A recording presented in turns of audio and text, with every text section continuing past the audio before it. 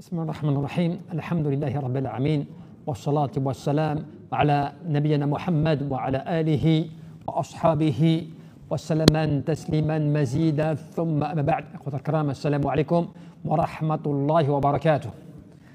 Inch'Allah, nous allons aborder aujourd'hui un rappel sur le fait de l'importance de bien comprendre que veut dire aimer le prophète Mohammed alayhi salatu wassalam. Et cela sur la base du verset où Allah subhanahu wa ta'ala nous rappelle قُلْ إِن كُنْتُمْ تُحِبُّونَ اللَّهَ فَاتَّبِعُونِي يُحْبِبُكُمْ اللَّهُ وَيَغْفِرْ لَكُمْ ذُنُوبَكُمْ وَاللَّهُ غَفُورٌ رَحِيمٌ. Allah subhanahu wa ta'ala nous rappelle dans ce verset, dis-leur, donc adresse-toi aux musulmans, aux gens, aux croyants.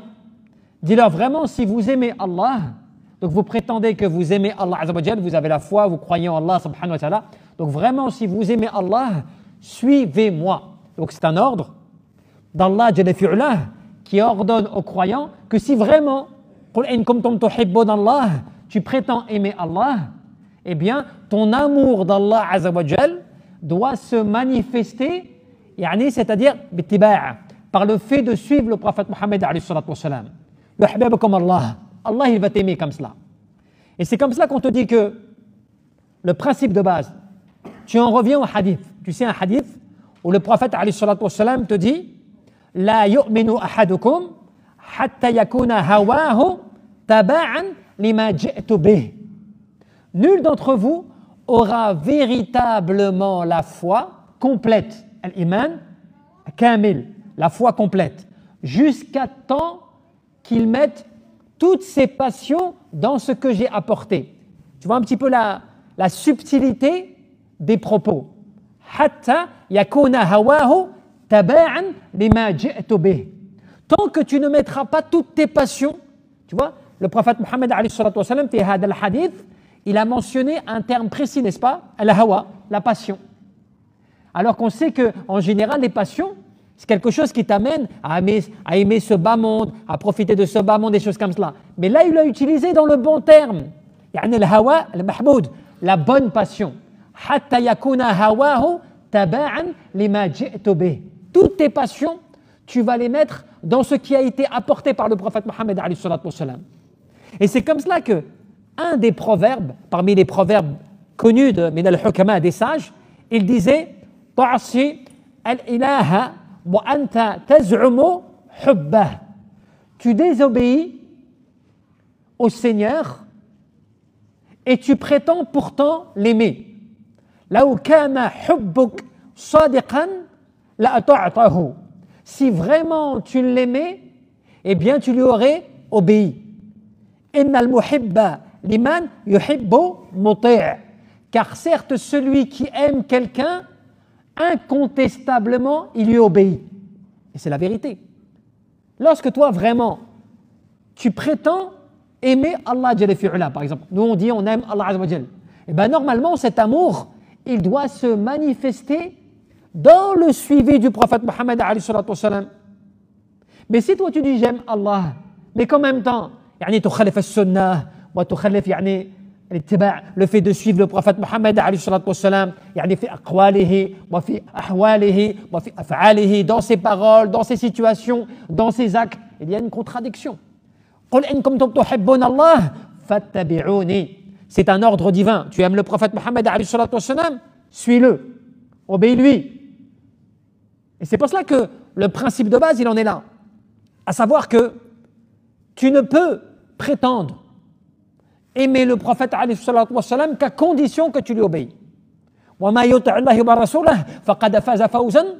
Celui qui obéit à Allah et à son prophète, voilà celui qui aura véritablement réussi. Si toi tu contredis comme cela, Amr Allah Jalla fi'ula, mais par le biais du prophète Mohammed alayhi salatu wassalam qui te dit Hatta yakuna hawahu taba'an lima ji'tu bih, jusqu'à temps qu'il mette ses passions dans ce que j'ai apporté. Pas simplement dans le Coran, pas dans la parole d'Allah Jalla fi'ula faqat. Simplement, fi l'ittiba', dans le suivi. Min sunnat an-nabi alayhi salatu wassalam, fi aqwalihi, wa fi af'alihi, wa fi ahwalihi. Dans ses paroles, dans ses actes, dans ses situations. Comment est-ce qu'il était? Et c'est pour cela qu'on te dit que, par rapport à cela, fahad al-hadith, يبين أن كمال الإيمان لا يكون إلا بموافقة الهوى لشرع الله وسنة رسوله عليه الصلاة والسلام. Eh bien, la foi complète, quand on peut appeler cela une foi complète, la foi complète du croyant, elle ne peut se manifester qu'à condition qu'il mette toutes ses passions dans ce qui est légiféré par Allah et par son prophète. ولهذا من صفات عباد الله عز وجل الصالحين نعم parmi même la description des pieux à l'égard d'Allah جل في علاه يعني المسابقة إلى الخيرات وأنواع الطاعات والقربات, c'est le fait qu'il va se précipiter à faire le bien, à s'adonner à faire le bien. وكذلك يعني الخوف من الله سبحانه وتعالى, et il craint Allah جل في علاه. يعني كما في الآية إنهم يسارعون في الخيرات ويدعوننا رغبا ورهبا وكانوا لنا خاشعين. Voilà comment est-ce que l'on doit normalement être un croyant dans la pratique religieuse, c'est-à-dire c'est quelqu'un qui pratique, qui obéit au prophète Mohammed à la sunna dans le suivi, mais surtout qui est dans la pratique sincère, sérieuse, du respect de la sunna. فإذا كان العبد يحب ما أحبه الله عز وجل ويكره ما كره الله عز وجل. Le véritable croyant, c'est celui qui va aimer ce que Allah aime et il va détester ce que Allah déteste ou désapprouve. Là, vraiment, tu as la foi kamil, la foi complète.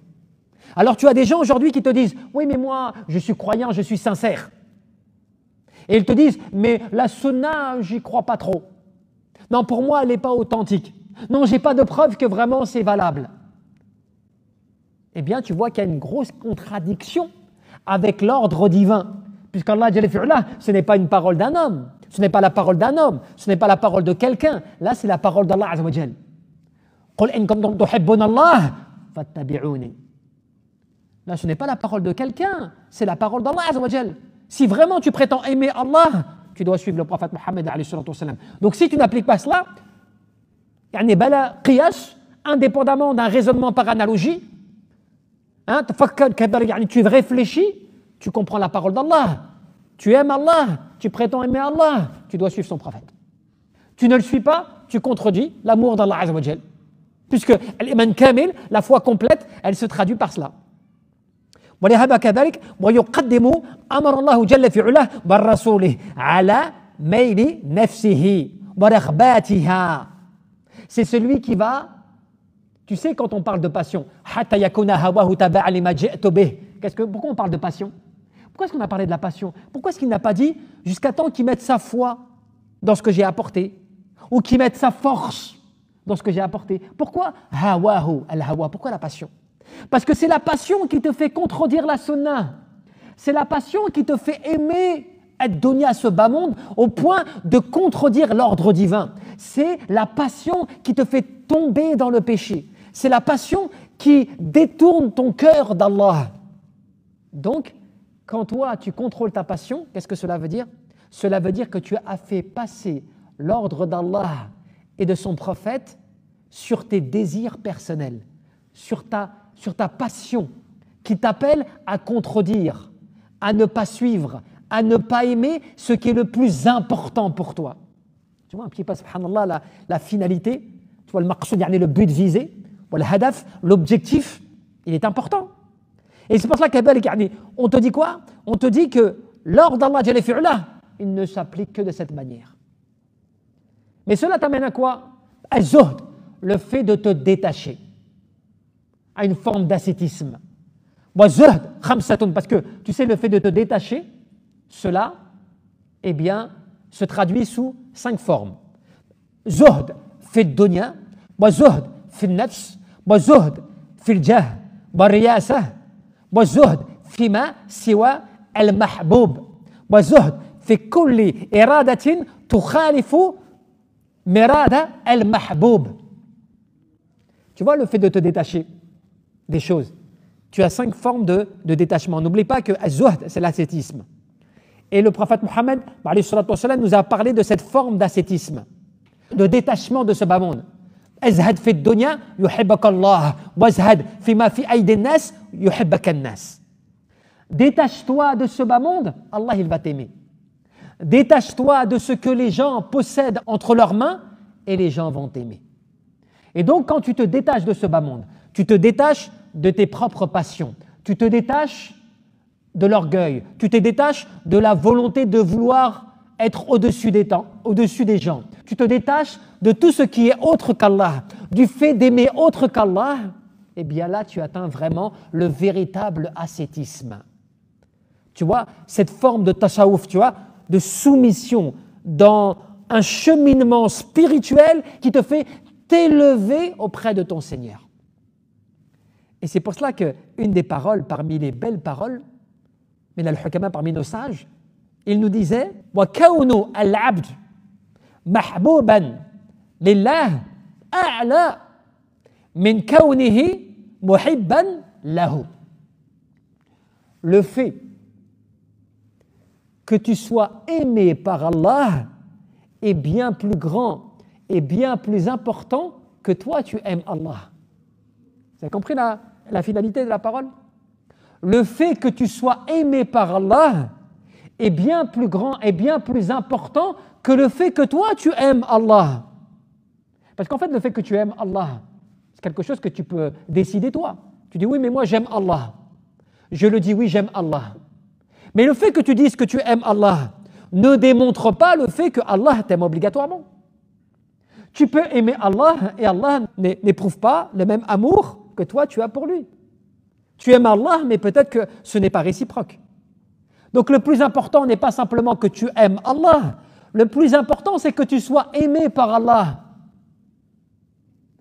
Et c'est pour cela que ce verset, il est important, puisque ce verset, il t'apprend que le fait de suivre le prophète Mohammed, ça te permet d'obtenir l'amour d'Allah en réponse à l'amour que toi tu veux d'Allah, que toi tu éprouves d'Allah.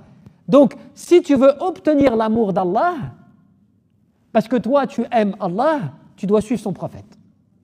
Mais si tu ne suis pas son prophète, tu prétendras aimer Allah, mais ce ne sera pas réciproque.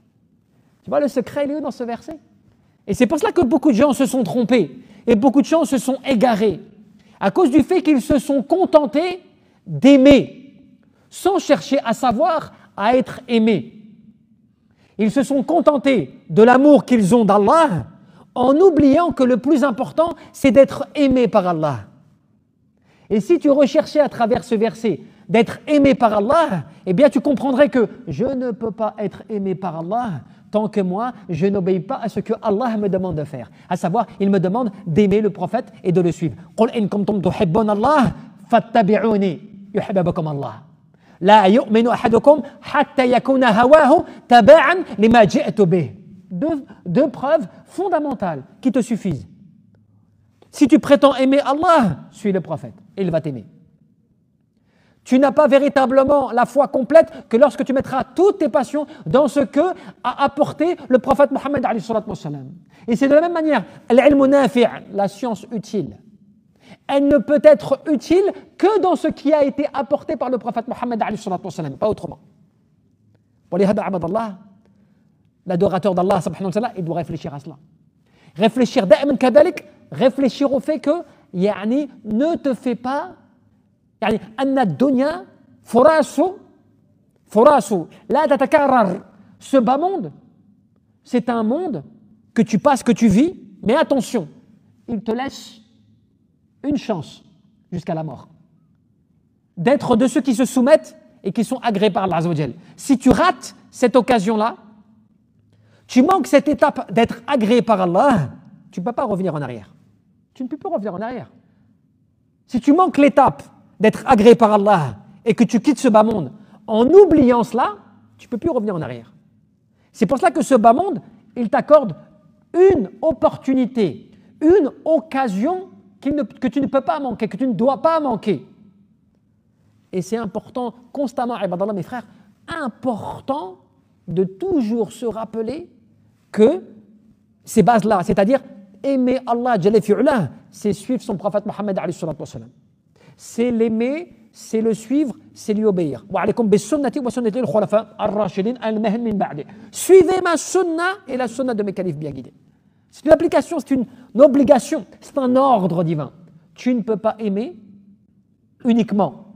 Tu dois aimer et faire en sorte de te faire aimer par Allah subhanahu wa ta'ala. Et c'est cela la grandeur, alhamdulillah, de la foi, de l'adoration d'Allah azza wa jal, du fait d'être agréé par Allah subhanahu wa ta'ala, que Allah azza wa jal, il t'aime et il t'agrée. Et que tu sois parmi les premiers. وَالسَّابِقُونَ السَّابِقُونَ أُولَٰئِكَ الْمُقَرَّبُونَ فِي جَنَّاتِ النَّعِيمِ ثُلَّةٌ مِّنَ الْأَوَّلِينَ وَقَلِيلٌ مِّنَ الْآخِرِينَ. Les premiers, les devanciers, voilà ceux qui seront dans un jardin du paradis. Un grand nombre parmi les premiers et un petit nombre parmi les derniers. Pour dire que ceux qui ont été parmi les premiers à faire les bonnes œuvres, les bonnes actions, eh bien ils sont les récompensés. Donc toi, sois parmi les premiers à comprendre et à obéir à l'ordre d'Allah et de son prophète. N'attends pas d'être à la fin, d'être parmi les derniers, ou même d'être écarté par Allah par le fait que ta foi, elle n'est pas sincère, et qu'il t'éloigne, et que tu te mettes à dire la sunna n'est pas importante, la sunna n'a pas de place vraiment, la sunna n'est pas garantie, la sunna n'est pas assurée, et que cela te mène loin de l'amour d'Allah subhanahu wa ta'ala. Wallahu a'lam, tabaraka wa ta'ala.